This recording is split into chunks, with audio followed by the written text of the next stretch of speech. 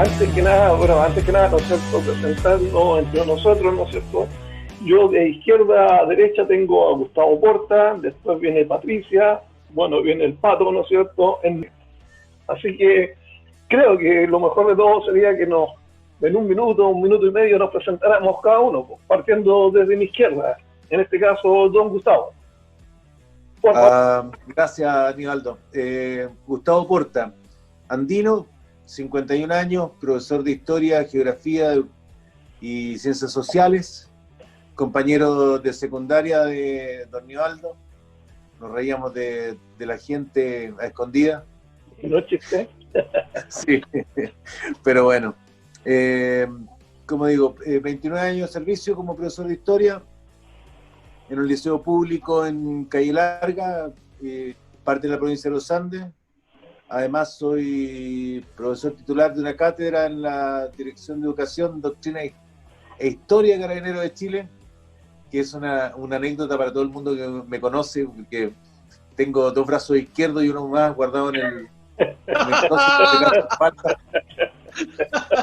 pero la vuelta de la vida me llevó a trabajar en un lugar muy singular, del cual alguna vez les contaré, porque me encontré con más gente que piensa como nosotros, pero está amarrado a un trabajo. Que por eso me quedé, ya llevo 10 años en eso. Además soy profesor de voleibol, que es una de mis pasiones. Caminante de cerros por oficio hasta que me dio las piernas, que hoy las tengo lastimadas. Y hijo de un profesor normalista y de una secretaria, qué sé yo, socialista por convicción a pesar de ser inorgánico. Eso sería como la presentación en general. Sí. Gracias por gusto. Patricia, das el honor. Hola, estoy muy contenta de estar con ustedes en este encuentro. A mí no me gusta mucho decir todo lo que he hecho, la verdad, pero lo que más he hecho es ser pedagoga y cuentacuentos, es lo que he estado haciendo. Vivo ahora en Puerto Varas y no sé, he hecho un cuento ahí, así que soy coach ontológico también y he trabajado mucho con las personas a través del arte. Tengo una hija que se llama Florencia y vengo de mi linaje de mujeres. Manuela se llamaba mi madre. Vivimos aquí las dos en Puerto Rico, en la Universidad de los Lagos, a hacer pedagogía teatral, así que en eso he estado. Es como mi tendencia, por decirlo así, la pedagogía, el teatro y el desarrollo de las personas a través del arte. Excelente, gracias, Pati. Don Pato Rodríguez, por favor. Hola, soy Patricio Rodríguez. Conozco a Patricia Tamargo desde la década de los 80, soy pedagogo teatral, estudié en la Católica teatro para ser pedagogo, hice clases también en la Católica unos años. Conozco a Patricia Tamargo de la década de los 80, creo, por ahí, Oscar Escobar, Jacqueline Budón, Jacqueline Sandoval, perdón, y amiga, gente conocido. Hago mucho teatro, soy director, pedagogo, también hice televisión, todas las cosas que deberían oponerse a un actor. Cuando yo estudiaba era como raro hacer televisión y cosas así, pero yo hice mucho de eso y actualmente tengo creamos un par de escuelas de teatro de acá, Escuela del Conservatorio de las Artes, etcétera, y me dediqué a hacer la cátedra de historia de teatro en varios lugares. Actualmente tengo un par de compañías y apareció hace unos 3 semanas aparecieron estos personajes, Hernán y Nivaldo, y nos conectamos y decidimos generar un proyecto así como, por lo menos a nivel conceptual, primero que nada, y por eso estamos acá. Muy contento de verlas y ver los profesores, profesoras, etc. Yo hice unos talleres en los Andes, con los profesores de los Andes. No sé si estaba en su colegio o no. Hace 2 talleres. ¿En qué colegio? Me suena Calle Larga, de hecho hice para todos los profes de los Andes, en un par de oportunidades de habilidades, desarrollo de la asertividad, etcétera. He hecho Eso 2 o 3 años. Eso tiene, bueno, Calle Larga es provincia, o sea, es comuna de la provincia de los Andes, pero está alejada de todo, producto de una nomenclatura política que se da en la zona muy singular. Ya. Una hiperconservadora y Calle Larga tiene un alcalde socialista. Entonces quedamos fuera de todo. No nos quieren oficialmente. Bueno. Eso, Nivaldo. Ya, Patito, gracias. Don Hernán Torres, por favor. Hola, buenas tardes a todos. Oye, un gusto y un placer verlos a todos hoy día reunidos en esta pequeña pantallita y darle las gracias, agradecerle a Patricia, ¿no? A Gustavo y a Jorge. Bueno, yo soy Hernán, soy Pierre de Peluquier, soy atacameño de nacimiento, hijo de un administrador público, de mi madre de Chañaral de las Ánimas. ¡Wow! Tengo 3 hermanos, tengo 3 hijos, casados hace 30 años con la misma mujer, ¿no? Eso lo destaco porque es un logro. Sí, por cierto. Soy técnico financiero, soy contador general, me desempeñé por más de 20 años en la empresa privada, en la banca y en empresas productivas, y al mismo tiempo soy actor y productor, digamos, me dedico hace más de 40 años al teatro en forma muy querida, muy vocacional, muy de adentro, ¿no?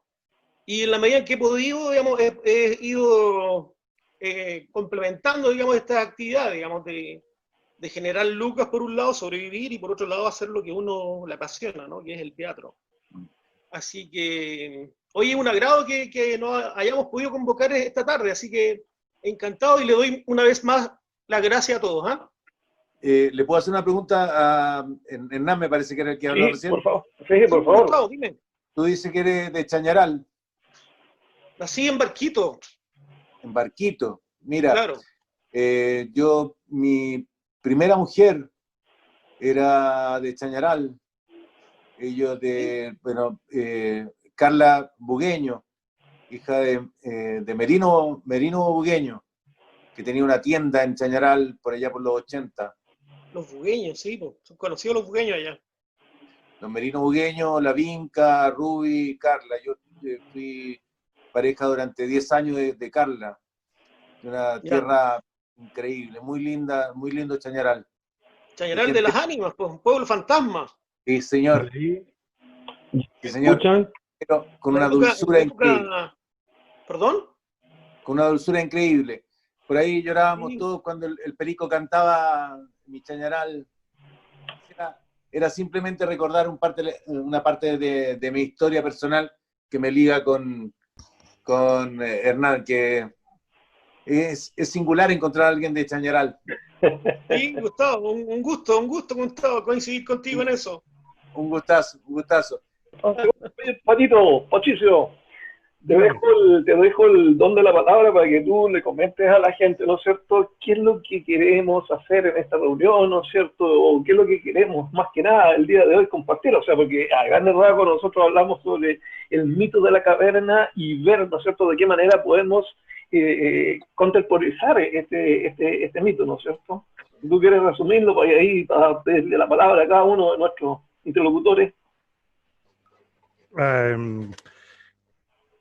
Usualmente el concepto de los temas de los mitos han estado presentes últimamente en mi historia personal, y cuando vi una serie que estaba en Netflix, que bueno, en varios lados, que se llama Merlí, ese profesor de filosofía maravilloso, cuando llegó al mito de la caverna me llegó bastante en realidad, y de repente empezamos empecé a generar la idea de qué es lo que nos provoca los mitos, sobre todo el de la caverna, porque la caverna es gente que manipula unas imágenes para que los que están adentro vean lo que ellos quieren, y los que están adentro son manipulados y se dejan manipular, pero hasta que uno de ellos decide salir y ver qué pasa. Y de alguna manera creo que nos hemos sentido en este periodo muy en ese mito en realidad, porque nos manipulan como quieren en realidad, en estos momentos, es mi percepción por lo menos. Y de alguna manera han habido hechos en que pareciera ser que como que alguien quiere salir, como que no. Entonces, cuando surgió Cavernario, que justamente Cavernario, Cavernario también por lo antiguo, por querer romper con esta cosa establecida, surgió esta idea de por qué no llamar a más personas que nos ayuden a ver qué es lo que ellos, cómo ellos ven este pequeño mito, o cómo ellos lo vislumbran, o si sienten que son parte de este mito también. A veces nosotros lo provocamos también. Nosotros a veces nosotros inculcamos a gente ideas nuestras que no necesariamente son las de ellos. Entonces, por ahí parte un poco la idea, estimado Nivaldo. Me gustaría que nos reflejaran su opinión, ¿no es cierto?, ya conociendo en qué versa el mito de la caverna, respecto a lo que al día de hoy estamos viviendo, tanto a nivel país, ¿no es cierto?, y más a nivel global también. Si me permite, antes de iniciar el debate, una corrección desde mi mundo, el mundo de la historia. Yo soy profesor de historia, como dije. En el libro, en libro quinto o sexto, no recuerdo en este minuto, de Platón, Platón no habla de mito. De hecho, el concepto que él utiliza sería traducible a apología. ¿Ya? Y lo que hace más bien Platón es una apología sobre la filosofía y la forma de asumir la filosofía. Por eso esta apología de la caverna, más que mito de la caverna, es un develar desde el mundo presocrático y socrático de cómo se formula el pensamiento y cómo se apropia el pensamiento. Eso como antes de comenzar, no sé si la comparten, pero correcto, profesor, en función de lo que yo he estudiado desde el mundo de la historia, no tengo el ánimo ni tampoco la capacidad de adentrarme en la filosofía, que no es mi área. En el concepto me parece que es más una apología de la manera de pensar y el cambio de paradigma que tiene el mundo griego entre los sofistas y el mundo socrático. Por eso yo hablaría de la apología del mito de la caverna, la apología de la caverna, que es un poco lo que aparece en la República. Según recuerdo, porque me rompió la cabeza Nivaldo hace unos días cuando me invita a esta tertulia, y que agradezco muchísimo. Mi casa es de tertulia, cuando gusten, bienvenidos. Y así que me puse a releer algunas cosas, y entre eso la República. Y me parece que hay más de apología. ¿Sí? Eso, perfecto, Gustavo, es el contexto histórico, digamos, es genial el que tú nos aportas, Gustavo, se agradece. Sí. Oye, y desde el punto de vista histórico, digamos, ¿cómo ves tú, cómo crees que se da esta visión, este pensamiento, ¿no?, respecto, digamos, hoy día al enclaustramiento en que nos encontramos hoy día en la sociedad moderna? ¿Cómo ves tú el oscurantismo, digamos, la oscuridad que se proyecta, digamos, en esa caverna imaginaria, en esa oscuridad llevada, digamos, a través del tiempo y a lo que nos encontramos actualmente viviendo, ¿no? Estamos todos encerrados, como en una caverna. ¿Qué piensas tú? Es una regresión casi García Marquiana. Como Patricia. Claro, ¿Se escucha? Patricia quería hablar recién. Sí, quería hablar. Sí, adelante, Pati, adelante.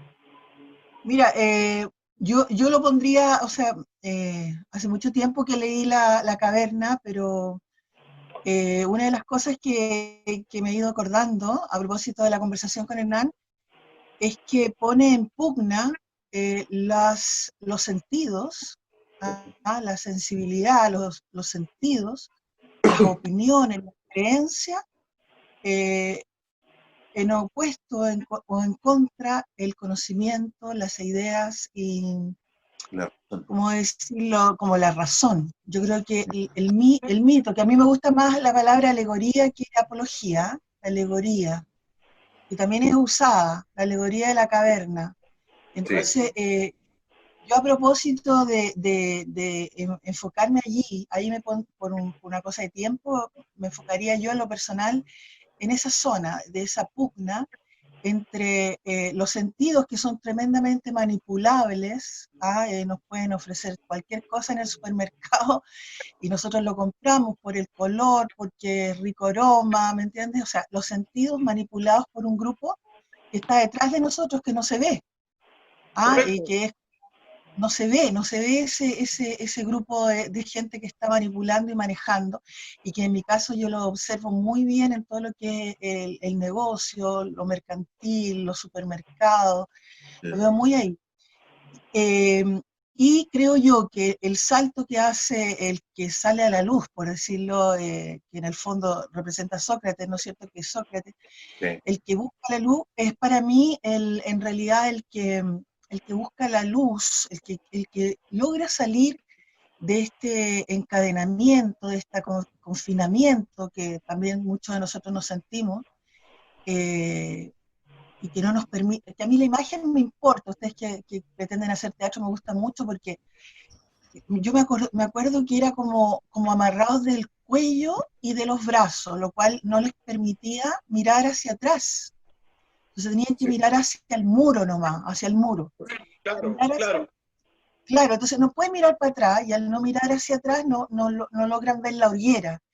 Entonces, cuando uno de ellos se decide, que no me acuerdo bien cuáles son los elementos, pero sé que uno se decide a salir, yo lo identifico y ahí creo que es súper importante dentro del debate y la conversación, qué es lo que lo hace decidir salir de ahí, de su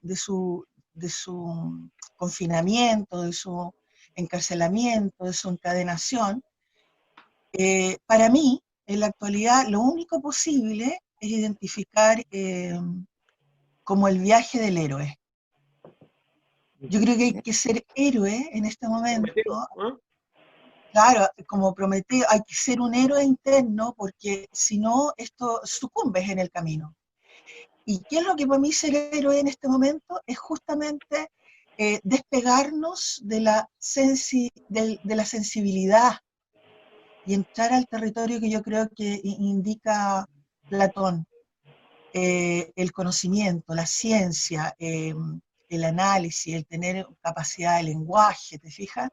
Porque si no quedamos en la sensación y sentimiento y ahí somos tremendamente manipulados y nuestro país y nuestro mundo está totalmente manipulado por la televisión, por los medios de difusión, por todo eso. Entonces yo me instalaría inmediatamente en esa pugna que es sentimiento, razón, conocimiento, y que en el fondo, y esto es bien importante de veras lo que analizáis, y si ya tengo que decirlo, es el tema de la victimización.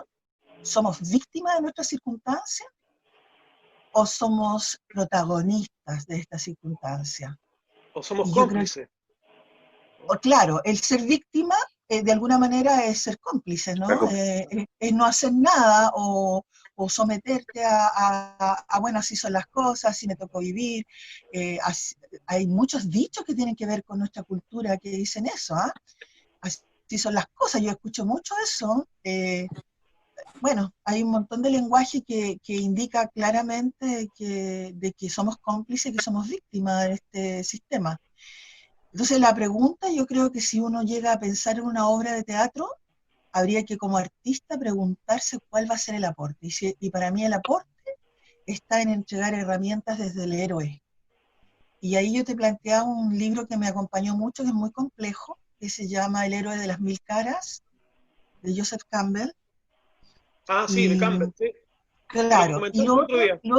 lo otro que vi también, y ya termino con esto, creo que hay como que apoyarse cierta poesía. Por ejemplo, para mí, Nicanor Parra, que lo estoy leyendo hace un tiempo esta parte, él habla de que el planeta y este sistema neoliberal de derechas y de izquierda están queriendo hacer del planeta un artefacto. Y eso me gusta mucho como idea, como puesta en escena, por decir, ¿ah? Claro, como concepto, Artefacto. sí. claro, conceptos, artefactos que están instalados y están queriendo hacer de nosotros pequeños artefactos también, este sistema. Entonces, eso quería, no sé, por un lado Joseph Campbell y por otro lado este poeta que sale como de la antipoesía y empieza a buscar un nuevo discurso y se instala en los artefactos que no sé si ustedes lo habrán visto. Bueno, él habla del hombre imaginario, no sé si lo han leído, Sí, claro. y yo creo que tiene mucho que ver con esto también. Eso quería por ahora decir. El hombre imaginario vive en una Mansión. Imaginario. mansión imaginaria, ¿no? Ujú. Me hizo Al borde del río acordarme. imaginario. Niva, Zapati me Oye, hizo- interesante la mirada de Patricia, me gustó mucho eso Sí. que dijiste de la mirada del héroe, de la necesidad, digamos, de generar héroes, como lo plantea Joseph Campbell en su libro El héroe de las mil caras. Bonita imagen esa, ¿eh? De hecho, una de las cosas que me hizo acordar ella de todas las cosas que tenemos arraigados nosotros en nuestra idiosincrasia es que no somos nada, ¿cachai? Es una cosa, no sé, pues yo desde la época del liceo se lo vengo escuchando a mi gente, a la gente, amigos, compañeros, compañeros de trabajo, no somos nada, ¿cachai? Es como una cosa de resignación con las cosas que nos pasan. ahí Así son las cosas. puedo, Sí, Gustavo, te escuchamos. sí, es que me encanta el punto en que puso la discusión, se me olvidó el nombre de ella, Patricia. de Patricia. Pati. Sí, porque si me voy a la raíz por una deformación de la carrera, es la doxa, la creencia, la opinión, al final dogmático, contra el epistemi, lo científico, la apropiación del conocimiento. Claro, la praxis. Correcto, que viene de la praxis, viene de la práctica. El episteme, el apropiarse del conocimiento viene de la práctica, que es el mundo plenamente socrático. Me encanta la visión de la percepción que tiene ella de que hoy estamos al final mediatizados. Esta hiperconexión nos ha vuelto más sensibles que lógicos, Sí. más propensos a la piel que a la razón. Y eso nos distancia, volviendo a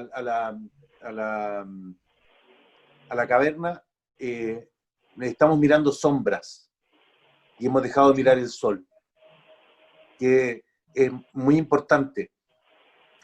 Hoy discutía con mis estudiantes, por eso le hablaba de este lugar extraño donde trabajo hoy, con mis estudiantes en Carabineros sobre la realidad del 10%. ¿Ya? Y ellos ven el 10% como un salvavidas para la realidad actual. Y yo les explicaba que esto no tiene que ver con la realidad actual, porque eso va a llegar muy tarde. Y ahí veo la mirada de nuevo. Están mirando la sombra en vez de ver la realidad. Este Estado, que es muy rico, que tiene la capacidad de endeudarse, debiera entregar alrededor de unos 800.000 pesos a cada ciudadano, que lo puede hacer, a un valor presente mucho menor. Tengo un diplomado en economía, a un valor mucho menor que lo que significa retirar ese 10%. Pero hay que retirar ese 10% en diciembre o de enero cuando llegue, para volver a apropiarnos de lo que son nuestros fondos. Y eso sería volver a mirar el sol, volver a hacerse dueño, apropiarse de lo que en la lógica corresponde a cada uno. Pero los medios nos entregan otro mensaje. Y la gente obnubilada en esta... Usaste una analogía el otro día, Aníbaldo, que me pareció, y Luis Lever habla de lo mismo el otro día en su página, este vocalista de Santiago en los Extremos, de la caja que atonta, la caja mágica. Nos entregan otra realidad, que nos vamos a, claro, por la televisión, que nos vamos a empobrecer. Si ya no puedo ser más pobre. Entonces se coloca esta dicotomía, tal como dice Patricia, entre lo que siento y lo que comprendo. Y hoy, lamentablemente, lo que veo en mi país, después de estos 127 días de cuarentena y 228 días en el oasis, es que la gente está más sensible que lógica. Y eso me asusta. Buen punto, sí. Sí, Me sobre asusta todo, mucho. digamos, sobre todo si pensamos que el Estado, ¿no? A través del gobierno, también nos pone de alguna manera nos pone, entre comillas, en esta crisis, digamos, en esta crisis de inestabilidad, digamos, de no saber a qué aferrarnos, ¿no? Incertidumbre. Mucha incertidumbre, sí. ¿Qué opinas tú, Patricio? Hemos tan callados ahí. No. Estoy escuchando. A veces la mejor opinión es el silencio. Wow. pero, pero estoy absolutamente de acuerdo. Nuestra forma de abordarlo no radicaba necesariamente desde el principio del filósofo antiguo, sino de cómo se ha ido apropiando el sistema, la vida, en este caso la película de ese concepto, ¿me entiendes? Porque lo que le hace hacer el profe a ese alumno es atreverse a salir de esa caverna, ¿me entiendes? Claro. Entonces, claro, tienen razón ustedes porque él estaba metido muy en sus problemas personales, digamos, en su soledad, etcétera, y el profe lo hace salir de a poquito, uno, otro pasito, etcétera. Hay una frase que me encanta que dice de que el arte deja de ser del artista desde el momento que lo expone. Y pasa a ser de todos en realidad. Y todos de alguna manera lo van transformando, etcétera. Me gusta lo que ustedes proponen porque nos sirven de herramientas para lo que pueda hacer. No sé qué va a hacer, pero nos pueden ser... Me gusta mucho ese concepto de apelar a la emoción, porque los medios están especializados en eso y hay psiquiatras y psicólogos especialistas trabajando en eso. Tuve la suerte de trabajar en televisión hartos años y conozco más o menos el sistema, y lo hacen a propósito, pero tratan de que lo posible pensemos lo menos posible, porque pensar es complicado. Entonces, el arte puede ayudarnos no solo a tener esa emoción, y además me gusta el concepto del héroe que ustedes están planteando, porque el héroe que a nosotros nos han enseñado es un héroe pasional. O sea, Sí. Nuestro Arturo Prat es un tipo pasional que se lanzó al abordaje, pero hay un sustento increíble detrás de él desde la razón. El tipo era un abogado, era un genio, hacía clases. O sea, todo lo que él hacía, lo hacía desde la razón. Pero aquí lo hemos usado desde la pasión, quizás exprofeso. Gustavo. ¿Puedo acotar algo ahí? Dale, De Gustavo. hecho, la decisión, desde el punto de vista histórico, la decisión de Prat de abordar tiene relación con el manual, el manual de combate que tiene la Marina, claro, que viene de Paul John. A él le correspondía abordar. El problema es que él estaba en un contexto del siglo XIX al principio, cuando se está enfrentando a un acorazado de principios del siglo XX. Claro. Él reacciona como se debía hacer, según el manual, desde la lógica, siempre en función de lo que está ocurriendo. Uh-huh. Es lógico y racional. Desde esa perspectiva deberíamos levantarlo como héroe, porque actúa en función de lo que implicaba la lógica. Lamentablemente en Chile se ha manipulado desde 1920 la figura de Prat para tratar de volverlo un héroe nacionalista, que nunca lo fue. De hecho, él se oponía tajantemente a la legislación, desde su perspectiva mucho más demócrata. Eso se puede percibir cuando uno lee la defensa que hace de Uribe, que era pariente de él, que lo acusan por haber tenido un lío ahí con una dama inglesa. De falda, sí. Sí, un lío de falda que tuvo Uribe. Apela a una lógica que es indiscutible. Es un tipo tremendamente racional y de hecho su acción es lo menos pasional posible.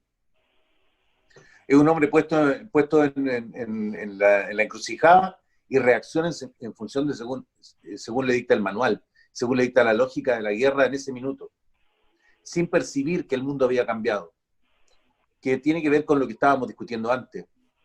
Este apropiarse del conocimiento en función de la realidad es lo que se nos ha perdido. Y se nos ha perdido intencionalmente, veo yo, desde el mundo de la pedagogía, capaz que Patricia lo comparta conmigo, tal vez no, intencionalmente desde las reformas que se introducen en la década de los 80 a la educación chilena. Oh, sí.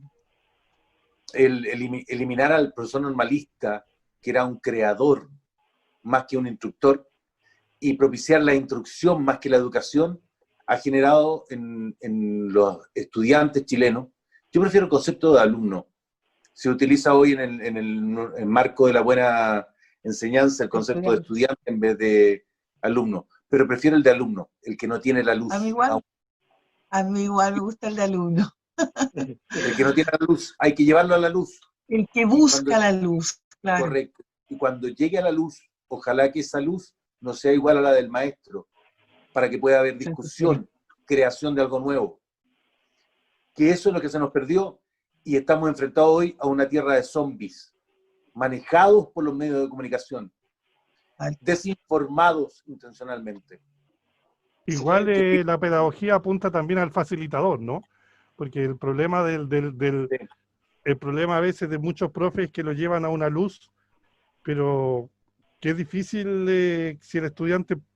Me gusta a mí el concepto de facilitador cuando estudié en la Católica, pero el problema es que es muy complejo porque tienes que hacer que el profesor tenga la habilidad de hacer descubrir ese camino. Y de acuerdo al programa tan terrible que tenemos de tantos conceptos que hay que pasar en materia, es casi imposible en realidad, ¿eh? Casi imposible hacerlo. Pero por eso yo cuando hago clases, yo también soy profe, trato de hacer muchos juegos, inducciones y entregar conocimiento a partir de los afectos. Mi tesis entregaba desde la pedagogía de los afectos, de educar es amar. Esa era mi tesis. Y por eso, pero ojo, que suena raro porque estoy trabajando desde ustedes de la emoción, pero es que no. La emoción con sentido, digamos, ¿no? La emoción entendida. ¿Sí? El que no siente pasión no puede educar. Exacto. No puede. Si no te apasiona el hecho de que a la persona que estás guiando en la educación pueda llegar a discutir contigo desde la trinchera contraria, no puedes educar, estás simplemente instruyendo. Hoy tenemos muy buenos curriculistas y muy pocos pedagogos.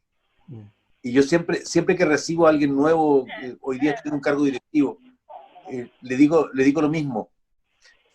Recuerde que el concepto de pedagogo nace en la antigua Grecia, donde un esclavo instruía a los hijos del Señor para llevarlos hacia el conocimiento. Es un esclavo de su labor. No es alguien que pueda instruir desde su visión. Está obligado a revelarle un mundo de conocimiento al otro. Pero lamentablemente eso se ha perdido. Oye, si disculpen, si es que se llega a cortar, vamos a retomar en esta misma reunión. Disculpen, claro. Si se llega a cortar, vamos a retomar en esta misma reunión, en el evento que se cortara. Okay. Ya, vamos, disculpen. Oye. Sí. Sí, Patricia, sí.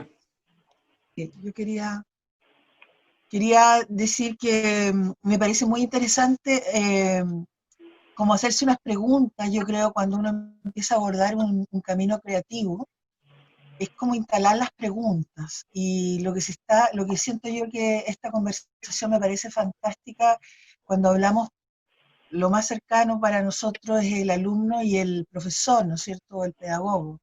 Entonces yo creo que ahí ya hay un diálogo interesante, en el sentido en que por un lado esperamos que el alumno busque la luz del conocimiento, del saber, y por otro lado el pedagogo, el profesor, que tiene algún tipo de conocimiento, incluso profesor quiere decir algo así como profesar una fe, en latín, que es como ya, usted es profesor de matemáticas, sea el mejor profesor de matemáticas, aprenda y sepa mucho. Usted es el profesor de, no sé, de lenguaje, tiene que saber el máximo para poder darle la luz a sus alumnos. Entonces yo creo que es sumamente importante si vamos a abordar, o si van a abordar este proyecto, que ya como ven me empiezo a sumar, habría que preguntarse cuáles son los... primero yo me preguntaría qué es para nosotros una caverna. ¿Qué es para nosotros realmente la caverna? ¿Qué es para mí realmente buscar la luz? ¿Quiero ser protagonista realmente o prefiero seguir siendo el que mira las sombras, el víctima? Entonces, ahí hay toda una corriente, y yo cuando se habla de las emociones, un poco lo que hablaba Pato, soy muy cuidadosa en eso porque siento que justamente la emoción puede ser tremendamente manipulada. De hecho, la Teletón, por ejemplo, cuando se muestra la Teletón en la televisión, es tremendamente manipulada emocionalmente. A mí me interesa mucho verlo desde ese punto de vista, para poder darle énfasis al conocimiento en una posible puesta en escena. Entonces me parece muy interesante en la caverna, por ejemplo, indagar en la oscuridad, indagar mucho lo que puede pasar en zonas oscuras, tanto para los actores como para el público.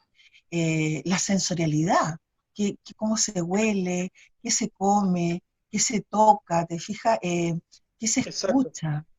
Que se escucha como un laberinto oscuro, por eso que para mí es importante qué es para nosotros la caverna. Y segundo, la otra pregunta es como identificar muy bien a la víctima de estas circunstancias, de los que son los que viven en la caverna, y que somos nosotros mismos también, identificar qué tipo de héroe. Yo ya veo que el profesor es un tipo de héroe. Los héroes históricos que tenemos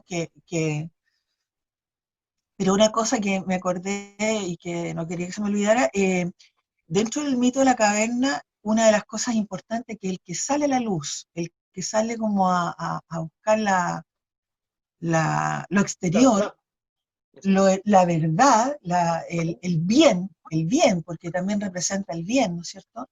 Correcto. El que sale intenta, o sea, decide volver por sus compañeros, y eso lo encuentro tremendamente heroico yo, porque decide volver a la caverna para liberarlos, ¿no? Y en ese proceso los otros son capaces de matarlo con tal de no salir de la ignorancia, lo cual a mí me parece pero tremendo, que es lo que yo veo mucho, que mucha gente prefiere no saber,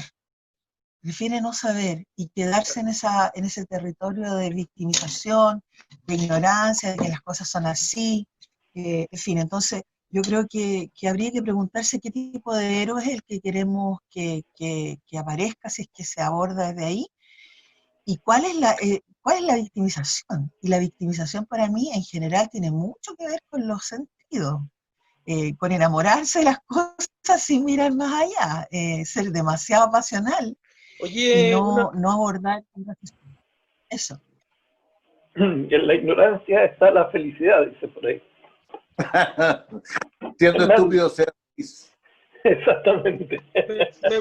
Me gustaría volver sobre lo que dijo la Patti con respecto a esta mirada, ¿no? A esta mirada que deviene de la persona que está con la inquietud, ¿no? De salir de la caverna y de mirar afuera, y luego, digamos, ir en la búsqueda, digamos, de sus amigos, ¿no? De sus contemporáneos, los que están encerrados con él. ¿Eso ustedes creen que obedezca a un cambio, digamos, de paradigma, de modelo mental?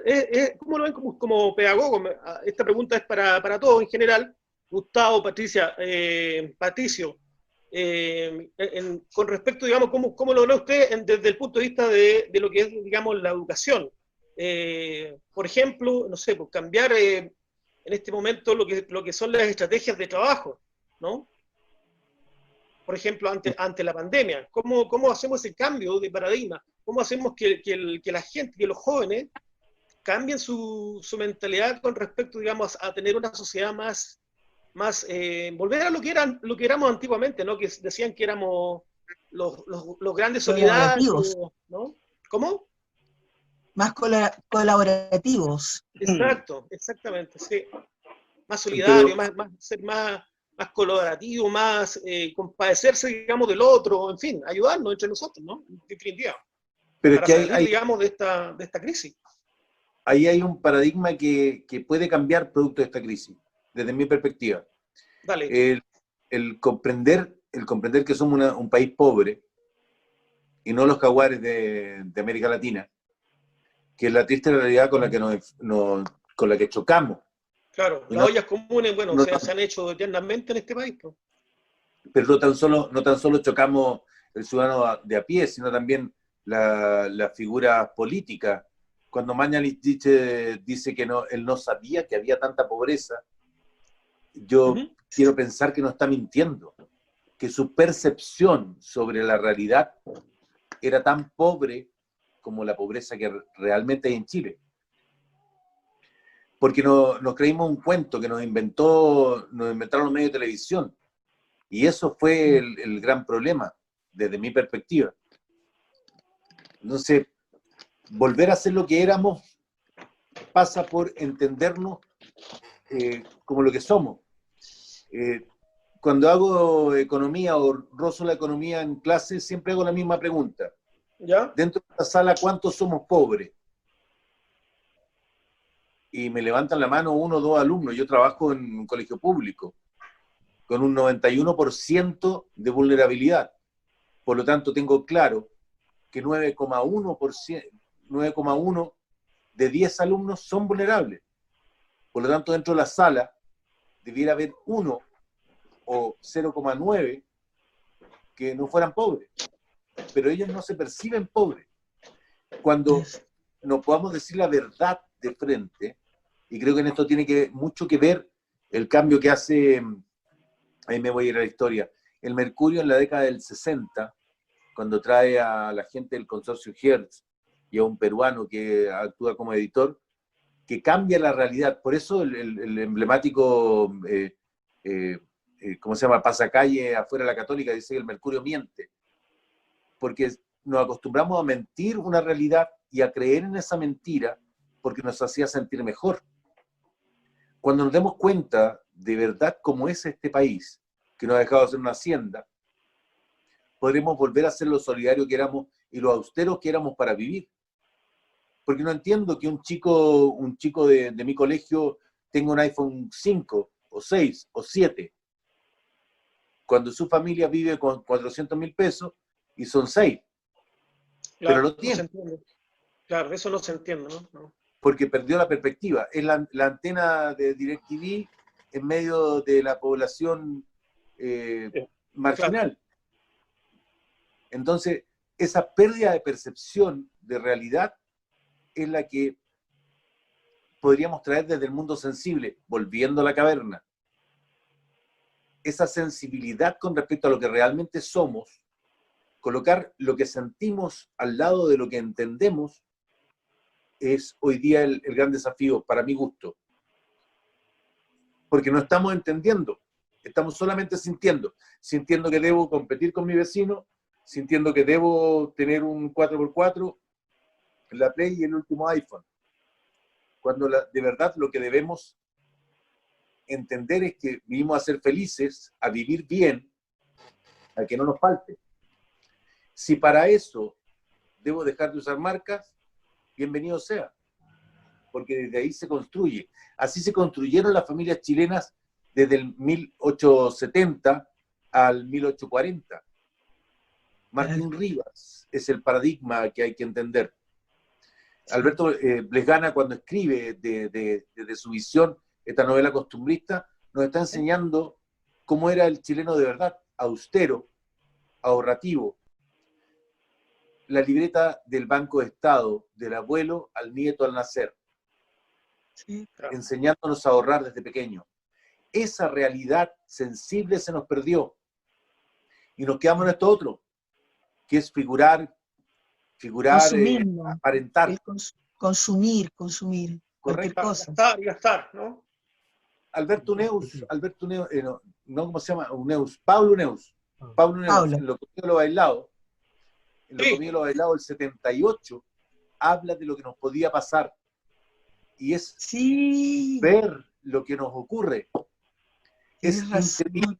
increíble la visión a futuro Y que tiene, que él proyecta. El mall como la nueva catedral, el consumo. Familia que consume unida se mantiene unida.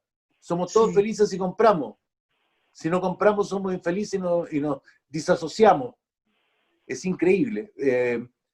Ese es el paradigma que hay que cambiar. ¿Sí? Claro. Y creo que la pandemia nos ofrece más que un problema, una posibilidad. Porque nos ha obligado a volver a convivir. Que me parece vital. Esto de encerrarnos en familia nos ha obligado a volver a conversar. Que es una realidad que se perdió. Nivaldo ha estado en mi casa y sabe que mi casa es de tertulia, donde el computador se apaga y conversamos, compartimos un vino y colocamos un tema sobre la mesa para discutir, que puede ser un tema trivial, algo que te está ocurriendo, como Nivaldo, que vino en un momento muy depresivo mío a preguntarme cómo estás, y la pregunta era de verdad. Y esa sensibilidad lógica es la que debemos recuperar. Cuando siento y empatizo con el otro para comprender la realidad en la que estamos viviendo, que es lo que se nos perdió, desde mi perspectiva. No me creo dueño de la verdad. Correcto. Es lo que, Sí, coincidimos. es lo que he visto en estos 29 años de servicio como profesor, ¿sí? Siendo un militante de izquierda fervoroso a un no militante de izquierda, donde cuestiono la realidad de las orgánicas políticas hoy en día. Claro, no tiene mucho sentido, ¿no? No tiene mucho Claro. sentido hoy en día cuestionarse esa claro, militancia. Oye, correcto. ¿Y qué les parece actualmente lo que está pasando, digamos? Porque otro de los mitos que nos habíamos planteado era justamente tocar este tema que, bueno, que hoy día está en la coyuntura, ¿no? De la noticia nacional, el tema de los fondos de la AFP. Ese es un gran mito, ¿no? ¿Son los fondos nuestros o no? Ahora que está la olla hirviendo, ¿cuál es la visión que ustedes tienen? ¿Qué opinan sobre ese mito? En términos, digamos, de la crisis, digamos, que está enfrentando el gobierno con este tema. A ver, si me permite, muy breve. Los fondos son nuestros por una cuestión moral, pero en términos reales no son nuestros, producto de la jurisprudencia asentada sobre esos fondos. Si los sacamos hoy, tenemos que arriesgarnos a ser un país pobre durante los siguientes 5 o 10 años. Pobre, austero, no miserable. ¿Sí? Entender que la dinámica empresarial de hoy, que protege sus fondos en paraísos fiscales y se enriquece con fondos que son públicos, en rigor, que son las pensiones, desaparece. Y van a tener que montar una nueva forma de hacer negocios, que no es rápido, esto demora por lo menos un lustro, 5 años como mínimo. Que en rigor lo que le está pasando a la Argentina, que se quedó sin fondos fiscales y sin una mano donde echar, porque el corralito se llevó todo. Entonces los empresarios tienen que invertir fondos propios, y eso lo hacen con resguardo. Por eso la Argentina ha caído en default 3 veces. Sí, pero se va a levantar desde una pobreza propia, no prestada, no endeudada, que es en lo que estamos jugando hoy nosotros. Eso desde la perspectiva económica. Ahora, retirar los fondos para paliar la crisis es la peor decisión económica que se puede tomar. Este Estado debiera endeudarse al 0,3 o 0,4, que es lo que le ofrece el Fondo Monetario Internacional, en vez de pagar al 4% dentro de los siguientes 5 años el retiro de estos fondos. Hay una gran distancia económica entre el 0,3 o 0,4 al 4, que esa es la realidad económica. en términos de intereses mensuales. Entonces, este voladero de luces que nos montaron nuevamente los partidarios del populismo, es el peor error económico que podemos cometer. Sin embargo, debo señalar que, y ahí hay un concepto económico que se llama ratio, es la última medida que nos quedó producto de la ineficiencia del gobierno en turno. Exacto, porque hoy día tenemos dos alternativas, digamos. Por un lado, digamos, tenemos el endeudamiento, ¿no? La Correcto. bancarización a través del crédito, ¿no? O la alternativa, como tú decías, que es la última que nos queda, es los fondos de la AFP. Correcto. Y en ese dilema estamos, digamos. ¿Qué opinas tú, digamos, Patita? Patita se nos perdió. No, estoy ahí, aquí, me beso. Mira, yo concuerdo mucho con lo que decía en realidad. Ya se me olvidó el nombre? Gustavo. Gustavo. Me pasa mucho, pero también me siento, yo en general he sido muy marginal en mi vida. Estoy como en las orillas de todos estos sistemas, no sé cómo he logrado sobrevivir, pero así lo he.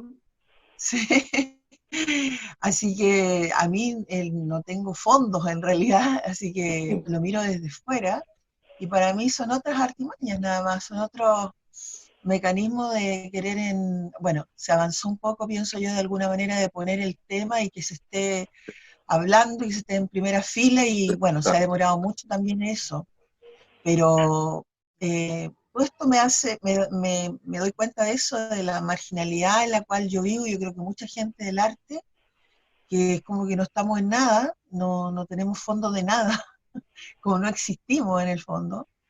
Y por otro lado, siento también que todas estas cosas han ido contribuyendo para el gran estallido social de octubre, que es como que ya todo esto se torna tan intolerable, que empieza a pasar todo esto que yo creo que igual hay que preguntárselo si uno va a poner en escena algo, ¿eh? Que llega un momento que es tal la violencia, es tal el abuso en todo plan, ¿no? Que ya no hay argumento posible, no hay posibilidad de seguir dialogando, de ninguna manera, sino que realmente viene como el anarquismo, diría yo, la ira, la destrucción, porque es una manera de defenderse. Ahora, yo estoy muy desencantada de todas estas instituciones, o sea, yo nunca me he afiliado a ninguna, y la verdad es que tengo poco que decir en ese plano, porque lo veo desde una mirada más amplia. Creo que son todos mecanismos de estrategias y mecanismos de este sistema neoliberal que siempre va a pretender consumir, ¿no? y sacar, mantenernos chupando la teta de la vaca, ¿me entendí? O sea, como siempre sometidos al sistema que estamos. Entonces, yo siento que hay una parte más marginal de todo esto que en algún momento va a explotar, que en algún momento va a salir a la luz, y no a veces pienso de la mejor manera. Entonces, ahí está mi defensa del argumento, de la conversación, del análisis, del lenguaje. Y cuando quiero volver al tema del héroe, o sea, creo que el héroe que yo logro visualizar ahora es justamente, mira, aquí mismo en Puerto Vara, que en general hay gente con mucha plata, hay muchos alemanes, mucho inmigrante alemán, que se han sacado la mugre, realmente son muy trabajadores, hay una cosa, pero son muy trabajadores. Entonces, es como que el chileno no lo alcanza, entonces también genera una actitud de poder tremendo. Hay mucho clasismo acá, mucho racismo también, hay mucho contra los mapuches, una mirada tremenda contra los mapuches. Y cuando yo empiezo a mirar acá, o sea, en estas circunstancias, ¿cuál sería el héroe? Yo veo aquí, por ejemplo, hace poco entrevistaron a un señor que está haciendo ollas comunes, ¿ya? Y claro, él mismo decía que este tema de la AFP y todo, él decía, ¿para qué vamos a hablar más de eso? Decía, sí, en realidad la gente no tiene ni qué comer, y nosotros estamos haciendo ollas comunes, y te mueres lo que está haciendo él, o sea, organiza unos encuentros, le están dando comida a miles de personas en un lugar turístico que aparentemente tiene tantos recursos de todo tipo, donde la municipalidad no hace nada, pero nada. Entonces, esta situación de la AFP me hace volver como a una cuestión más esencial. Y por supuesto que encuentro genial que se siga luchando y peleando por lo que sea más adecuado realmente, pero no me toca directamente, así que por eso hablo poco de ello. Vale. ¿Puedo acotar dos cosas, Niva? Sí, adelante.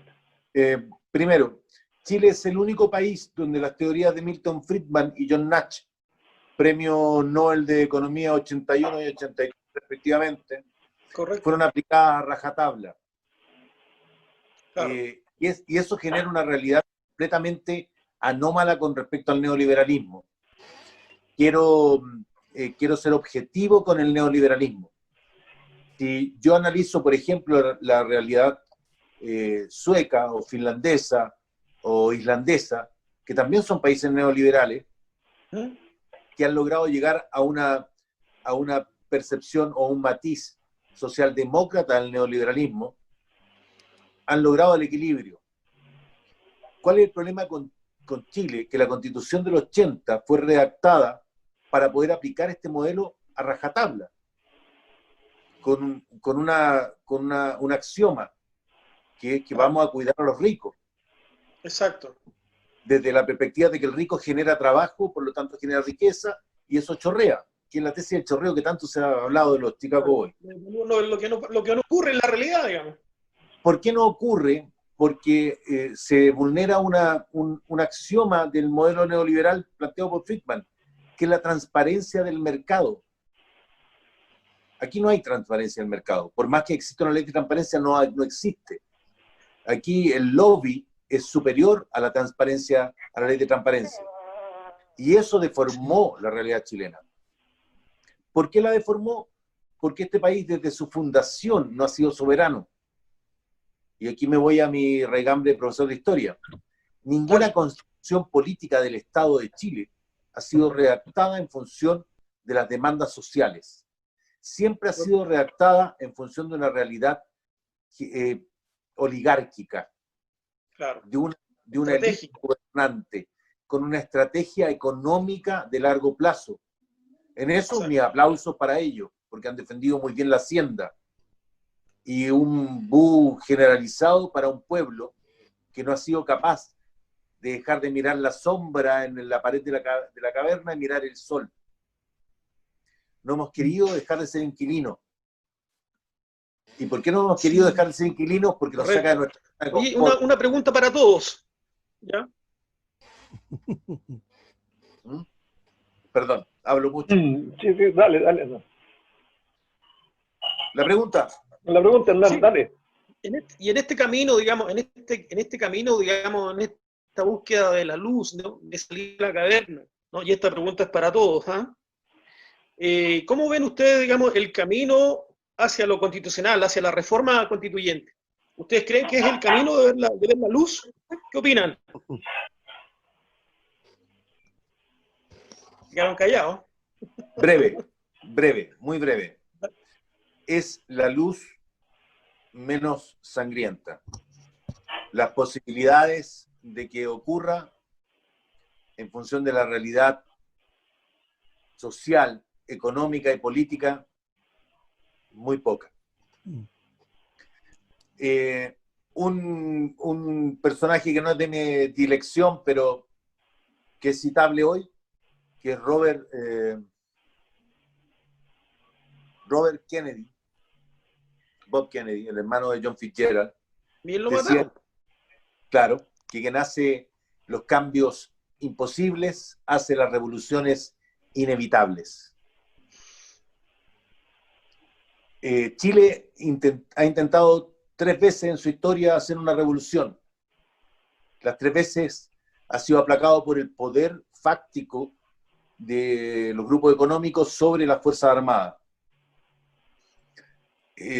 Yo quiero creer, y fíjate lo que digo porque soy un tipo más racional que de sensibilidad, quiero creer que esta vez vamos a poder hacer una modificación que nos permita a futuro seguir modificando.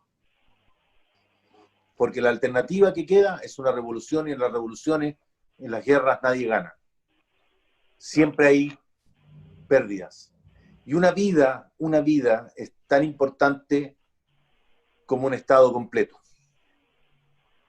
Perdí en dictadura a 3 amigos y no quiero vivir la experiencia de nuevo. Me duele. Tengo 2 heridas en el cuerpo que hablan de una resistencia que me duele hasta el día de hoy. De hecho, estoy semi-inválido por lo mismo. No quiero esa realidad para los jóvenes de mi país. No quiero que sufran lo que yo sufrí, la experiencia que yo viví, la frustración que viví, que vivo hoy, porque esta no es la realidad que pensamos los jóvenes de los 80. En lo que se convirtió este país no es lo que soñamos cuando optamos por una vía democrática para salir de una dictadura. Pero quiero creer que una modificación en la Constitución nos va a abrir una puerta para que dentro de los siguientes 25 años podamos generar una sociedad mucho más equitativa. Quiero creerlo. Eso es. Una esperanza. La esperanza al final, dentro del modelo de las religiones, es lo que te mantiene vivo y activo. Más allá de la lógica. Porque muchas veces la lógica dice que ya se acabó, pero la esperanza te permite partir. Y aquí me voy a ir a la ciencia ficción. Por eso el capítulo de Star Wars, donde parte todo se llama A New Hope, una nueva esperanza. Hay que creer que se puede cambiar, más que pensarlo. Esa es mi opinión. La pregunta es, ¿nos dejarán cambiarla? Porque históricamente, o sea, yo lo que veo de lo que me ha tocado vivir, ¿no es cierto? Y del conocimiento que al día de hoy tengo, para mí es una gran orquestación lo que ha ocurrido en este país, lo que está ocurriendo, lo que ocurrió en el pasado, ha sido una gran orquestación. Es a propósito de teatro, ¿no es cierto? Para mí ha sido el guión de una gran obra de teatro, pero que es de un marco mundial. No solamente de la pequeña realidad nuestra. Nuestra pequeña realidad es un capítulo más en esta gran obra de teatro. Sí. Por ejemplo, recién que hablaba Patricia sobre el estallido social que ocurrió el 18, el 19 y el 20 de octubre, que ocurre aquí en este país, ¿no es cierto? Y donde se vuelca toda la prensa, ¿no es cierto? Y todos los medios informativos, ¿no es cierto? Se vuelcan hacia este país que está ya casi cayéndose del mundo, por decirlo así, ¿no es cierto? Donde están quemando sus metros, están quemando sus micros, están quemando sus edificios, y ese fin de semana, ¿no es cierto?, todo el foco hacia esta región, ¿no es cierto?, todo el foco, no sé si mundial, ¿no es cierto?, pero todo el foco acá. Mientras tanto, en Estados Unidos, ¿no es cierto?, el niño Bill, los laboratorios de Bill, más el Foro Económico Mundial, ¿no es cierto?, estaban en el evento 201, ¿no es cierto?, que el evento 201 pues era el simulacro de qué ocurría en el mundo si era atacado por una pandemia.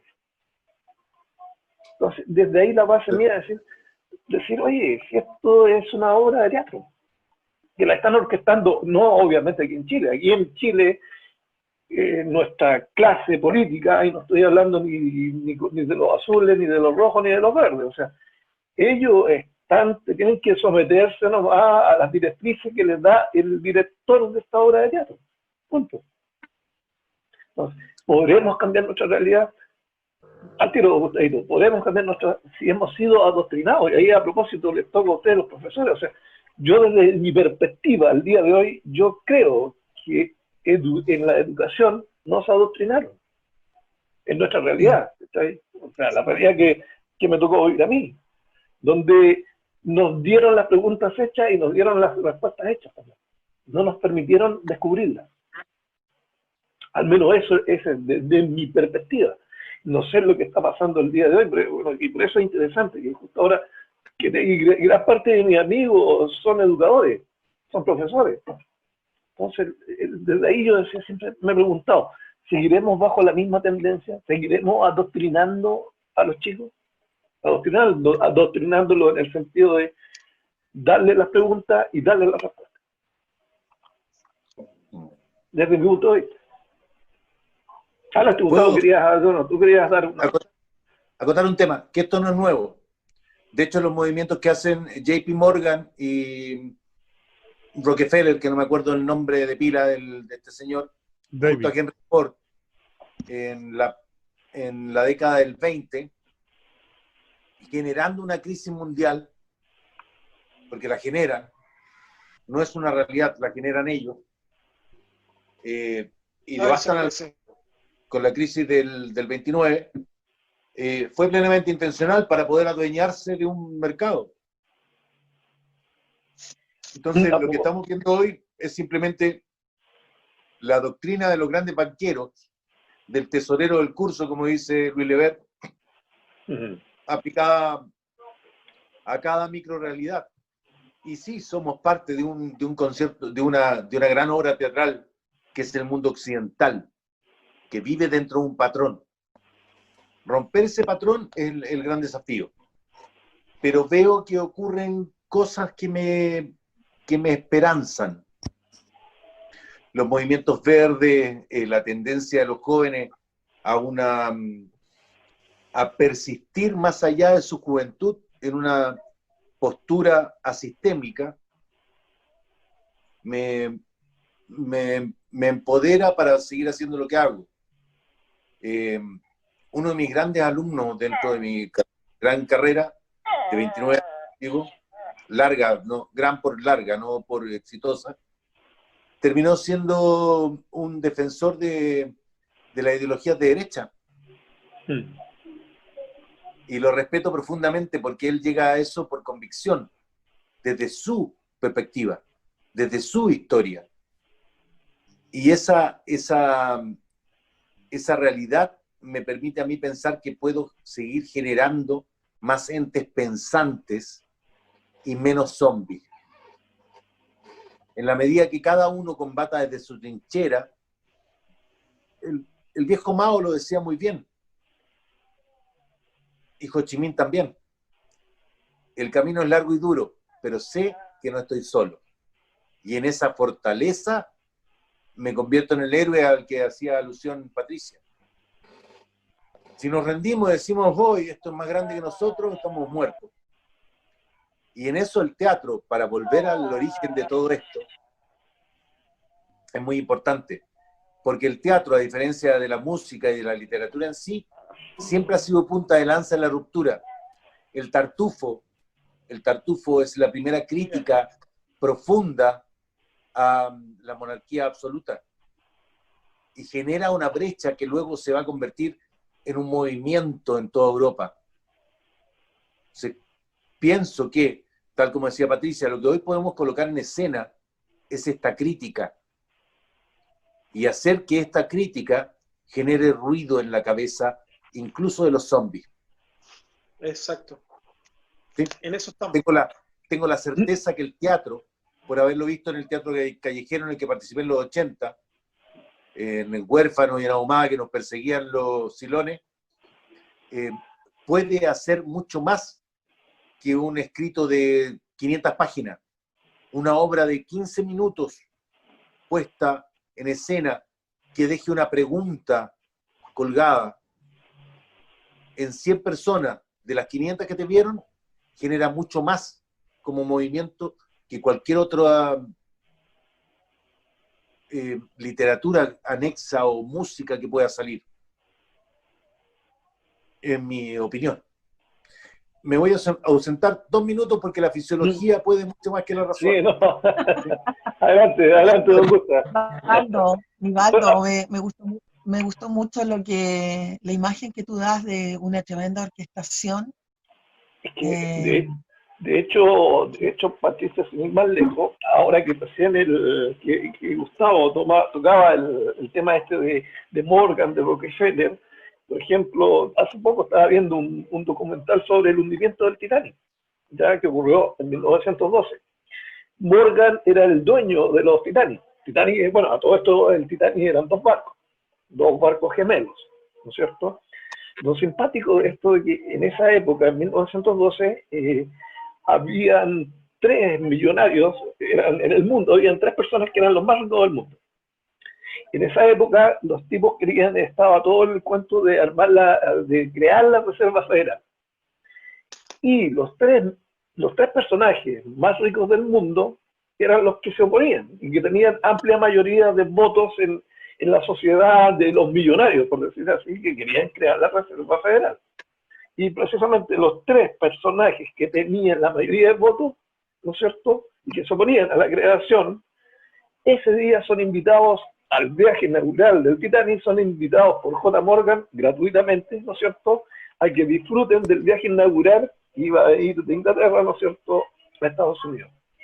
Y por esas cosas de la vida y del destino, ¿no es cierto?, el Titanic se hunde. Por ahí hay otra teoría que dice que fue bombardeado, que no fue el iceberg el que lo hundió, pero por esas cosas de la vida, las 3 personas que se oponían a la Reserva Federal y las 3 personas que eran los que tenían la amplia mayoría en cuanto al pecunio para las votaciones, fallecen en el hundimiento del Titanic. Un año después es creada la Reserva Federal. Entonces, de ahí va mi cuento, porque no es solamente este hecho histórico, hay un montón de hechos históricos más, ¿no es cierto?, donde, bueno, yo te lo digo esto ahora, a mis 50, prácticamente mis 51 años, porque hasta hace 2 años atrás, 2 años y medio atrás, ¿no es cierto?, hasta mis 48 y algo años, yo me creía un montón de mitos que existen en el mundo, ¿sí? Entonces, para poner en contexto a Gustavo, le decía yo que por esas cosas de la vida, los 3 millonarios que tenían amplia mayoría y eran los 3 millonarios que se oponían a la creación de la Reserva Federal, ¿no es cierto?, son invitados por J.P. Morgan al viaje inaugural del Titanic, ¿no es cierto?, y por esas cosas de la vida, los 3 millonarios que se oponían a la creación de la Reserva Federal mueren. Un año después, ¿no es cierto?, es creada la Reserva Federal. Es como, entonces por eso digo yo que está orquestada de tal manera esta obra de teatro mundial, por decirlo así, que de hecho, es más, la gente que se da cuenta que están viviendo una obra de teatro, ¿no es cierto?, y que se dan cuenta que existe un ente que es el director de esta trama, ¿no es cierto?, la gente que los descubre, la gente que supone, la gente que trata de darlos a conocer, termina muerta. Y tenemos el mejor, y eso yo concuerdo con Gustavo, decir que esto no es de ahora, esto viene de mucho más atrás, y de mucho más atrás incluso. No sé, el zar de toda la Rusia lo echó de Rusia a esta entidad.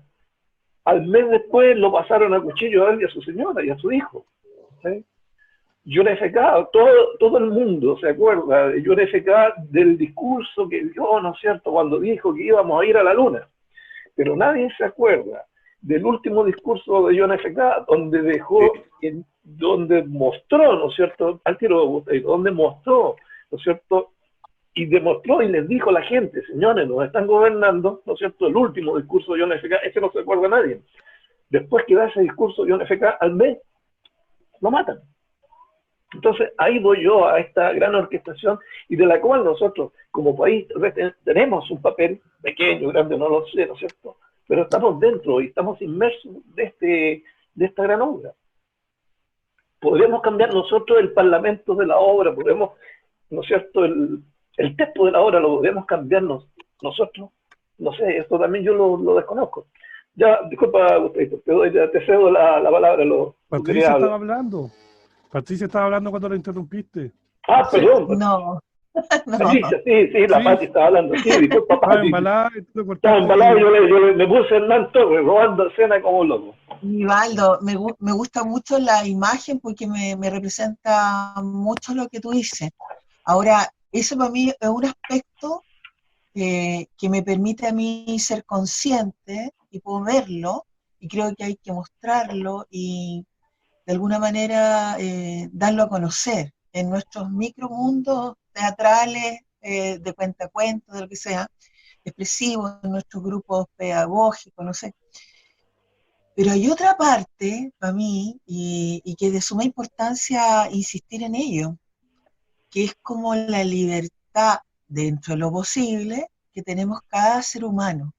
de elegir, de crear tu micromundo, de saber por un lado esta orquestación, de identificarla, de estudiarla incluso, de sentir que estamos dentro. Yo en ese sentido, cuando muchas veces me duermo y digo, no somos nada, somos títeres de este sistema, de esta forma que ha conseguido esta criatura, porque ni siquiera ser humano, es criatura humana, y que está destruyendo el planeta y que está extinguiendo árboles, extinguiendo animales, qué sé yo.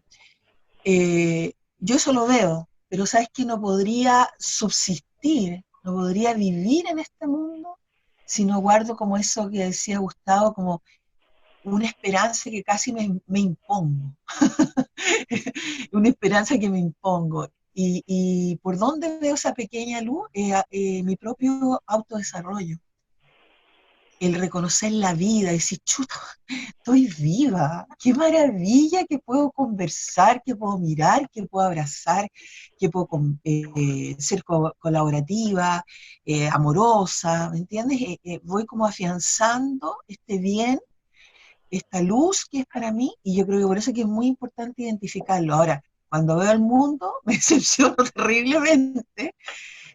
Sí quiero creer que la nueva constitución va a contribuir en ciertos cambios, pero aquí, aparte de un cambio de paradigma, requerimos un cambio de la persona, de la cultura, de quienes somos como personas. Entonces, ahí yo tengo y peleo con mis cuentos, con mi pedagogía, con mi coach ontológico, siempre estoy peleando a encontrar a ese ser humano que se revela en luz, que es capaz de aportar en su micromundo lo mejor que puede, con simpatía, con amorosidad, con colaboración, con estudio, porque me importa mucho el raciocinio, el análisis, el conocimiento. Entonces, yo por ahí veo la esperanza, todo lo demás la veo más hacia adentro, hacia mi propia caverna, que hacia afuera, que hacia la esperanza no la veo tanto afuera, me veo más así como dice Nivaldo, como una pequeña piedra nomás en el camino. Diga, don Gusta, cuente. En función de lo que dijiste tú, a pesar de mi pausa fisiológica y de lo que dice Patricia, me recuerdo una figura hoy, para que entendamos bien lo que estamos haciendo a partir de esta tertulia. Me parece que se pronuncia Guy Fawkes, o Guy Fawkes, un héroe británico del siglo XVII, que recién tomó importancia a finales del siglo XX, que es esta máscara de Anonymous. Sí, ya. Sí, esa es la historia. Él se llama la conspiración o el complot de la pólvora, que tratan de matar a uno de los Jacobos. No me acuerdo el número en este minuto. Se me va a quemar el disco duro si me trato de acordar. La imagen final de la película era verdad. El tipo quería dinamitar el edificio. El Parlamento, correcto, Parlamento. para matar al rey. Porque el rey en ese minuto era el que enturbiaba la realidad. Entonces ahí acudo a esta figura que cobra vigencia 400 años después. ¿Sí? Lo que hacemos hoy, sembrando esta semilla, lo que pretendemos colocar en escena, si es que esta caverna logra ponerse en escena, encantado de colaborar, por cierto, si ocurre. No es para nosotros, lamentablemente, porque los cambios quisiéramos que fueran a escala humana, pero no son a escala humana, son a escala social. Y las sociedades no mutan tan rápidamente como quisiéramos. Tenemos dos ejemplos en la historia de Chile que nos hablan de que cuando apuramos los cambios, las sociedades reaccionan como los prisioneros de la caverna. Eliminan al que trata de llevarlo a la luz rápidamente. Exacto. Balmaceda y Allende fueron víctimas de su premura. Balmaceda al que con el salitre y Allende con el mejor programa de gobierno que se ha presentado y la peor ejecución que se ha hecho. Sí. porque ese programa tendría que haber sido ejecutado en 16 años y se hizo en 11 meses. Era imposible que la sociedad fuera capaz de adaptarse a la propuesta que se estaba llevando a cabo. Yo sigo pensando en estas teorías de Lenin, de Sergei Molotov, de... se me olvida al que mataron, Stalin lo mató en México, que era el ideólogo del Ejército Rojo. El que fue amigo de la Frida Kahlo. Correcto. Bueno, él. Se me olvidó, pero ya sé quién es también. Sí. Que plantean que el cambio se inicia en el interior de la célula a cambiar. Va gestando, sembrando la semilla para que cuando esos brotes nuevos lleguen a liderar, tengan una idea diferente. Y en ese sentido, la educación y el teatro, como agentes de cambio, tienen mucho que decir. Sin duda. Esto tiene que sembrar una semilla de cambio, no desde la teoría de la conspiración, que está lamentablemente vilipendiada por el protagonismo que ha tenido Salfate, que no dice mentiras, pero lo dice en forma tan extraña y tiene una vida tan díscola que lo hace poco creíble. Así es. Correcto. No dice tontera, pero él es tan singular que lo hace poco creíble. Hay que sembrar hoy, hacer que esta tertulia sea una tertulia de 1000, no de 4, ¿sí? Que se desparrame como la idea. Fray Camilo Enrique tenía razón cuando pedía fundar un pasquín, un periódico, pues la Aurora de Chile lo que hizo fue difundir una idea y que esta idea se sembrara para generar una duda y esa duda generara un cambio. Y eso es lo que pienso que debemos hacer a partir de esto. Que las obras de teatro, que los guiones que se generan aquí, que las prácticas docentes apunten hacia eso, para que eso se multiplique como si esto fuera una educación lancasteriana, que es lo que plantea el Jedi. Un maestro y un padawan, y el padawan tiene otro padawan y así. Me parece que el cambio es eso. El cambio se genera a partir de... A mí me pasa, Gustavo, con lo que tú dices. Mira, yo cuando volví a Santiago, volví contratada por una cineasta que quería que viera muchas obras. Tuve un trabajo así como que soñado, porque ella me pagaba por ver obras. Yo hacía una especie de catastro de todo lo que veía. Con casting, porque en el fondo a ella le interesaba identificar muy bien a los actores para sus películas, y fue una experiencia muy potente. Vi 190 obras, 190 y tantas obras en muy poco tiempo, todos los fines de semana, viendo 2, 3 horas, un trabajo increíble. Genial. Y una de las cosas con la que... Eso no es trabajo. Sí, fue maravilloso. Eso no era trabajo. Y después muy entusiasmada porque vi, más encima se produjo como un festival internacional que trajo teatro a 1000.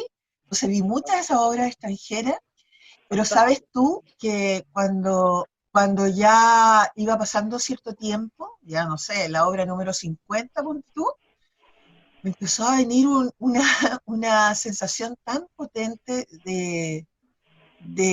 mira, era como un malestar generalizado. Todas las obras estaban enfocadas, o la gran mayoría, yo diría que todas, fíjate, quiero ser generosa diciendo la gran mayoría, todas había una crítica, duda, violencia, en las relaciones familiares, relaciones de pareja, muchos suicidios. Te juro que era una, como tuve la suerte de ver tantas obras, pude tener esa mirada, ¿te fijas? Y una de las cosas que me quedé con una certidumbre interior era que el arte tiene la misión de mostrar cierto camino, de, si bien es cierto, criticar en lo que está ocurriendo, en cualquier nivel, pero Sí. dar una pequeña luz, un poner, pequeño encauce, que uno diga, "Oh, vale la pena vivir, hay algo hermoso ahí". Y yo te digo, o sea, esto fue hace 6 años más o menos que estuve en Santiago y no hubo obra que me diera eso.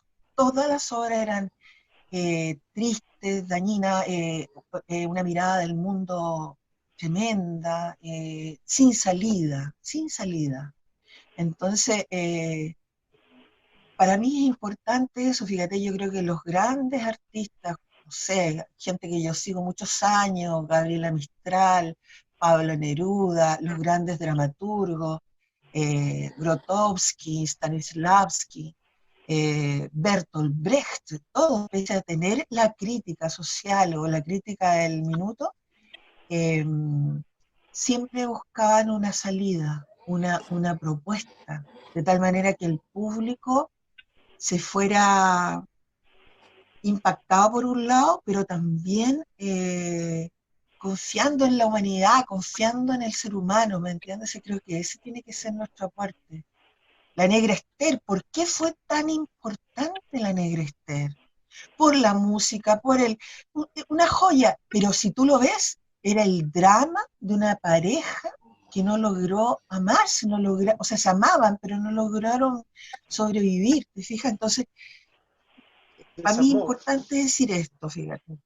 El amor, claro, el amor, el desamor, pero la gente salía fascinada, tanto por el impacto de esta relación, como por la puesta en escena que te iluminaba totalmente. Entonces yo creo que el artista no tiene que olvidar que el arte viene a traer, por un lado, conciencia, pero por otro lado, también, no sé si la palabra, pero belleza, vida, confianza, no sé cómo llamarle, pero yo voy por Optimismo. ahí. Y de hecho mis cuentos siempre yo busco encontrar eso, como una cierta salida. ¿Puedo Sí. decir algo? Y Adelante. hay un productor teatral acá, ¿cierto? Que es Hernán, ¿no? Sí, No, el Patricio. otro televisión, Patricio. Patricio. Ujú. Para mi gusto, el teatro chileno de finales de los 90 y principios del siglo XXI es responsabilidad absoluta del culto a Huidobro. Huidobro se ensalza de una u otra manera a los poetas malditos trágicos. Yo adoro a Rimbaud, pero... Baudelaire. ¿Ah? Baudelaire también está ahí. Sí, Baudelaire. Se me olvidan los... hoy, ¿cómo se llama? Stephanie... algo, no me acuerdo en este momento. Pero hay una serie de poetas que no ven que su poesía es maldita porque no tiene visión de futuro. Es una crítica pura. A finales de los 90 se ensalzó en Chile a Huidobro, tratando de buscar una connotación mayor, como buen hijo de una aristocracia extraña. Huidobro es tremendo en su momento, pero es un dandy, es un tipo que hacía poesía para él. Y el teatro chileno de finales de los 90 y principios del siglo XXI tiene ese pecado, que no propone, critica, pero no propone. ¿Sí? Está presente hasta en las obras, en las grandes obras, y también en las obras pequeñas, incluso en las que no pretendían ser mucho, como las que presentaba Sáez y el Felipe Brown. ¿Sí? Me tocó ver algunas cosas hechas por Nogueira y su clan en el Teatro del Camino, en la comunidad, en Peñalolén. Y veía eso que me molestaba mucho, que era una crítica, pero no había propuesta. Y es porque el teatro perdió un poco el sentido, porque se sintió pleno al haber retomado tal vez la senda que ellos querían, que era esto de presentar una y otra obra una tras otra, sin mucho que proponer y más como un negocio que como una acción. El teatro debe volver a ser acción, negocio. debe conmover, debe dejar de ser negocio. ¿Sí? Debe para liberar también. Para liberar. mi gusto. Yo no veo a, no sé, me voy a ir a otro campo que es la literatura. Yo no veo a la George Sand escribiendo para ganar plata, pero sí la veo escribiendo para sentar el derecho de la mujer a ser un literato. Y eso se perdió. El teatro por la potencia que tiene, por el impacto social que tiene. Se nos perdió, creo, en alguna parte, y ahí me ligo con lo que decía inicialmente Nivaldo, se nos perdió en este parecer el ser. Y eso es potente. Entonces, si vamos a realizar una acción, tiene que ser en función del ser, mucho más que parecer. No me interesa como artista, me interesa qué es lo que piensa, qué es lo que propone. ¿Sí? Porque tenemos grandes nombres hoy día en los ministerios, en los partidos políticos. Este José Massa, que se ha vuelto un rockstar, no dice nada nuevo. Nada. Y es un rockstar. Sí, yo lo escucho y digo, bueno, ¿cuál es la propuesta de él? Sí.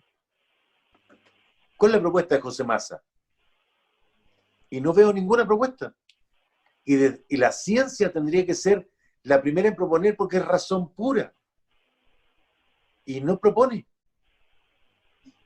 Sí, expone. Claro. Que tiene un valor. Educa. Pero no propone.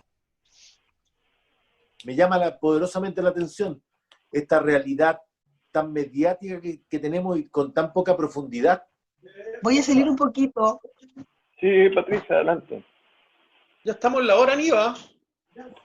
No sé, Sí, pues, estamos un poquito estamos pasados. de hecho, no hemos pasado en prácticamente 1 hora y media más de lo que teníamos pronosticado. Así el Massa, el hombre Massa.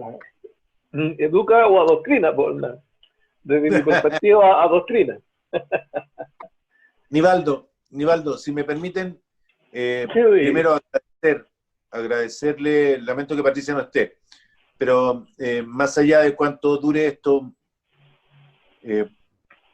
hoy, agradecer muchísimo, me siento privilegiado de escuchar, lamentablemente no a todos los que están conectados, pero sí a algunos, a gente que crea desde la concepción pura del artista. Porque todos somos artistas siempre y cuando seamos capaces de crear y no simplemente repetir porque eso es un intérprete. Agradecido muchísimo, y de ti, Nivaldo, es un elogio que creo que no voy a poder pagar nunca, el hecho que me haya incluido en esta conversación. No, al contrario, me gusta.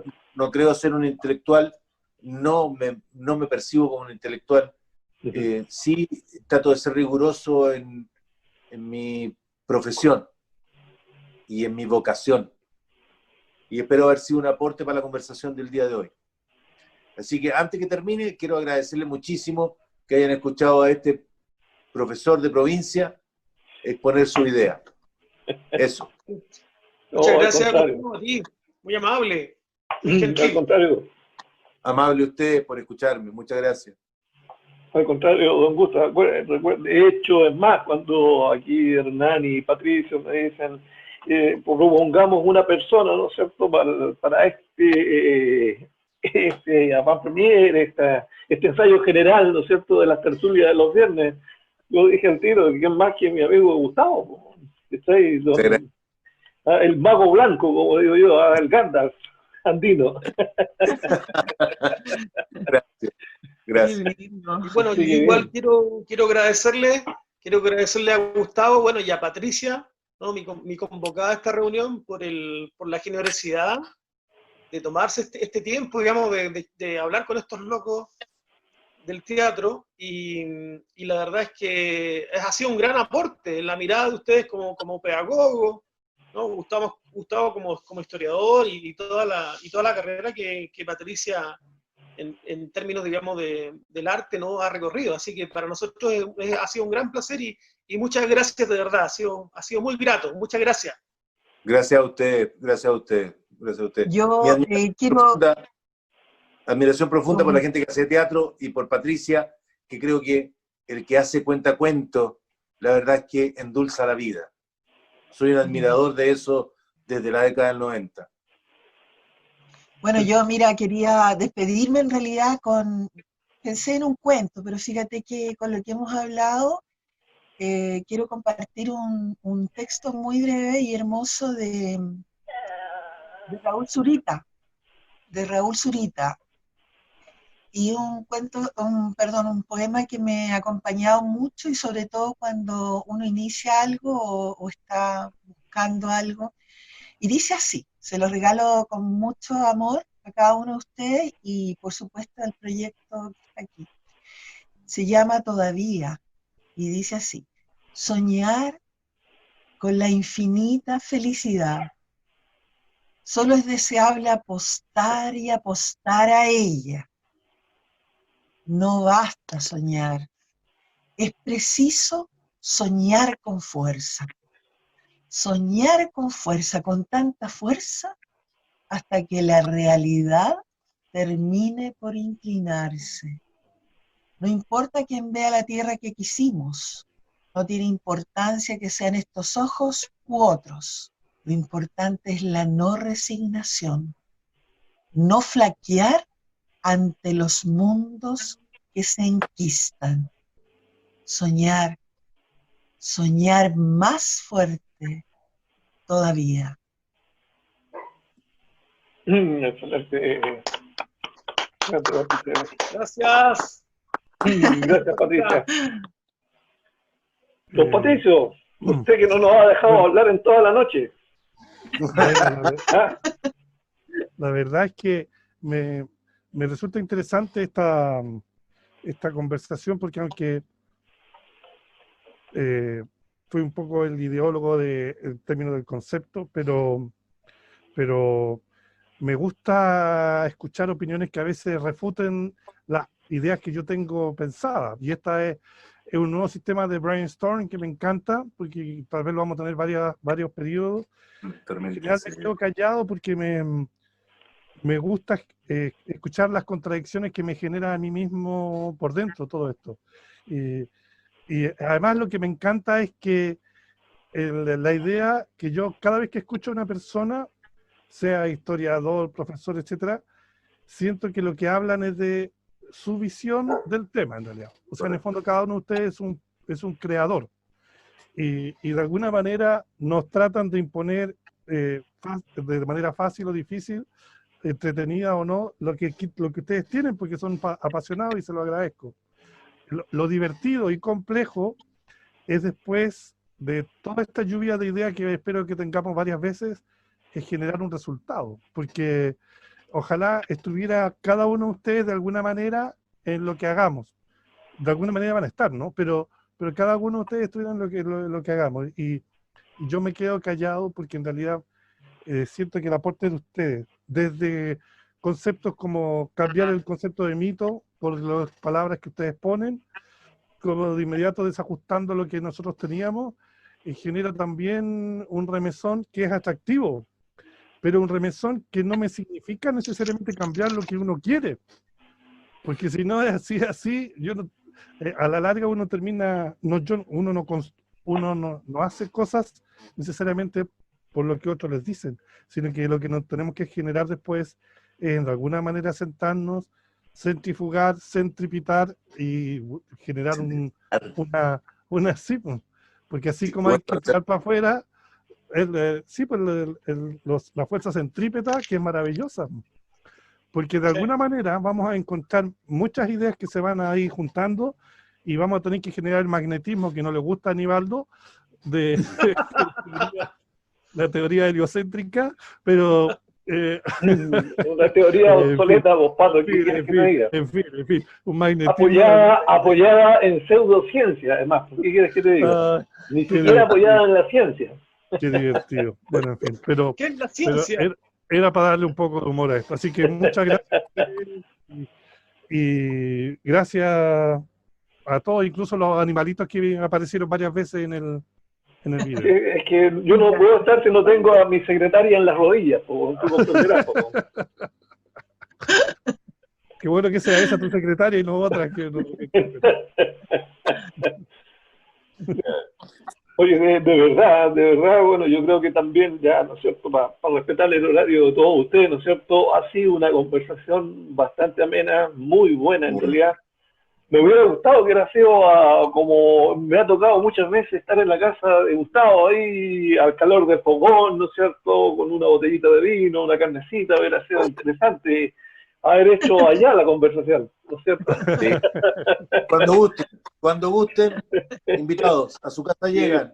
Y es con qué edad, hay espacio. Yo soy un solitario, así que... Sí, lo único que eché de menos ahora nomás fue la guitarreada, que Don Gusta tomara la guitarra y nos amenizara ahí.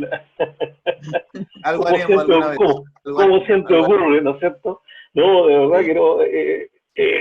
Realmente fue bastante interesante todo lo que ocurrió ahora en esta prácticamente casi 2 horas de conversación, ¿no es cierto? Feliz me siento de poder estar acá con ustedes, ¿no es cierto? De conocer a Patricia, bueno, Hernán, lo mismo que con Gustavo, nos conocemos de años, ¿no es cierto? Así que de verdad, sinceramente les doy las gracias, tanto por el hecho de haber estado acá, por las opiniones que expresaron, ¿no es cierto? Que se ve, o sea, que sabemos que nacen desde acá adentro, ¿no? Entonces, desde mi parte, ¿no es cierto? Muchas gracias. O sea, les agradezco mucho el que hayan participado, ¿no es cierto?, de esta nuestra primera reunión cavernaria, por decirlo así. Gracias. Encantado. Estimado Hernán, porque ya que tú siempre estás robando escenas, ¿no es cierto?, te dejo a ti entonces el cierre, ¿no es cierto?, de esta escena. Sí, no, bueno, ya dimos las gracias y claro, y dar las excusas también, ¿no?, de esta reunión que la verdad es la primera que hacemos, ¿no? Sentimos que de alguna manera quedamos al debe, ¿no? Porque el nivel, digamos, de la conversación ha sido, digamos, bastante profunda, bastante interesante, y sería muy grato, digamos, en algún momento volver a conversar con ustedes. Gustavo, Patricia, realmente han sido exquisitos en esta tarde. Así que muchas gracias y espero que tengamos otra ocasión de volver a reunirnos, ¿no? Ya sea por esta vía o al son de la guitarra y de un fugón con un Benito navegado. Muchas gracias. Besito, yo Pati. feliz Chao. invitado acá a los Andes cuando gusten, y mientras dure esta pseudo pandemia, bueno, nos encontraremos en la realidad virtual. La realidad virtual, así es. Igual, Muy un gustazo y cuenten conmigo. Yo también vivo en Puerto Vara, así que si pueden y me vienen a visitar, yo estaría encantada siempre. Oh, genial. Gracias, Sí, Patricia. de verdad, lo digo sinceramente, me encantan los amigos y cultivar la amistad. Así que cuenten conmigo. Interesante, tengo Gracias, una exnovia que está allá, así que puede ser. ¡Súper! Gracias. Sí, me ha pasado que la gente ha venido y ha sido genial. Extraordinario. Qué bueno. Un gustazo conocerlo. Muchas gracias por compartir y encontrarme de nuevo con Patricio Rodríguez también. Un gusto. Y con Hernán, que ha sido el gran encuentro. Bien, pues mi gente, nuevamente les doy las gracias, ¿no es cierto? Nos ha sido un gusto estar con ustedes esta noche y bueno, y como lo dijo Hernán, no va a ser la primera con ustedes, ¿no es cierto? Y lo más probable es que en unas semanas más probablemente los estemos nuevamente llamando a este humilde círculo de conversación. Tal vez ya no hablando de estos temas, hablando de otros temas más. Hay tanto tema por hablar de eso. Como toda buena tertulia, se convoca por un tema y vemos en qué terminamos. Exactamente. Son conversaciones a la deriva, como dicen. Bueno. Reflexión. Que estén muy bien. Gracias por todo. Gracias, que estén bien. Cuídense, que tengan buena noche, buen fin de semana. Mi hermano Niva. Hermano Gustavo, cuídese, pero no me haga el símbolo masón, don Gustavo, por favor. No, fue con una mano, fue con una. Este no, por favor. No, este no. Nunca. Cuídense, que estén bien. Nos vemos. Chao, Gustavo. Chao, Patricio. Chao, Hernán. Un abrazo. Cuídense. Entonces,